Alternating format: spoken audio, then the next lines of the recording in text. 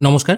যদি আপনি একটি ওয়েটিং টিকিট বুক করেন এবং চার্ট তৈরির পরেও যদি সেই টিকিটটি ওয়েটিংই রয়ে যায়, সেক্ষেত্রে আপনি কত টাকা রিফান্ড পাবেন আজকের ভিডিওতে আমরা সেটাই আলোচনা করব। ধরা যাক আপনার কাছে এই টাইপের একটি ওয়েটিং টিকিট আছে। এবার সেই ওয়েটিং টিকিটে যে পিএনআরটি আছে সেই পিএনআরে হয়তো 4 জন প্যাসেঞ্জার আছে। এবার চার্ট তৈরির পরে দেখা গেল যে 4 জন প্যাসেঞ্জারের নামই কিন্তু ওয়েটিং লিস্টে চলে গেছে। সেক্ষেত্রে রেলওয়ে কিন্তু আপনাকে অটোমেটিক রিফান্ড করে দেবে এবং রিফান্ডটা পেতে মোটামুটি আপনার 3 থেকে 4 দিনের মতো সময় লাগতে পারে।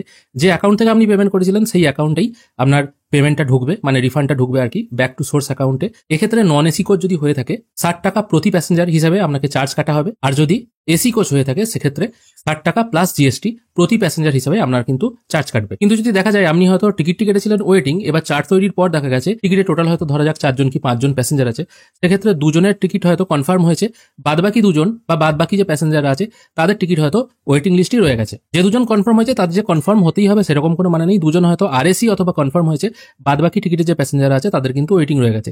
এরকম অবস্থায় রেল কিন্তু আপনাকে রিফান্ড করবে না। আপনি হয়তো বছরের পর বছর ওয়েট করে যাবেন, তাও কিন্তু রেল রিফান্ড করবে না। আপনি হয়তো বলতে পারেন দুজনের যেহেতু কনফার্ম হয়েছে তাদের টাকা রেখে দিয়ে বাকি টাকা তো রেল রিফান্ড করতে পারে, এরকম কিন্তু কোনো ব্যাপার নেই।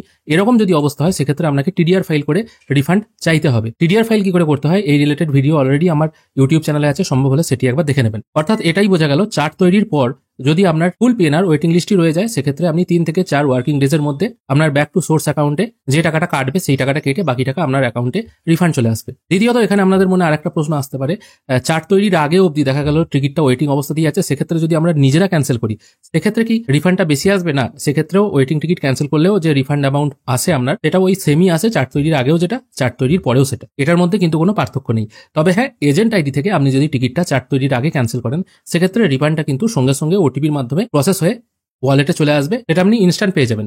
কিন্তু চার্ট তৈরির পর যদি অটোমেটিক ক্যান্সেল হয়ে যায় সেক্ষেত্রে রেলওয়ের এজেন্ট আইডিতেও রিফান্ড পেতে সময় লাগে 3 থেকে 4 দিন। অনেকেই দেখা যায় যে ওয়েটিং টিকিট বুক করে ফেলেন, ট্রেন হয়তো ছেড়েও দিয়েছে, আপনার টিকিট ওয়েটিংই রয়ে গেছে। আপনারা ভাবেন হয়তো ট্রেন ছাড়ার সঙ্গে সঙ্গে বা টিকিট চার্ট তৈরির পরেই হয়তো আপনার রিফান্ড অ্যামাউন্ট চলে আসবে, এটা কিন্তু ব্যাপার নেই। আপনাদের কিন্তু একটু ধৈর্য ধরতে হবে, সেটা এজেন্ট আইডি হোক আর পার্সোনাল আইডি হোক। আশা করি আপনারা আজকের এই ভিডিওটি বুঝতে পেরেছেন। ধন্যবাদ।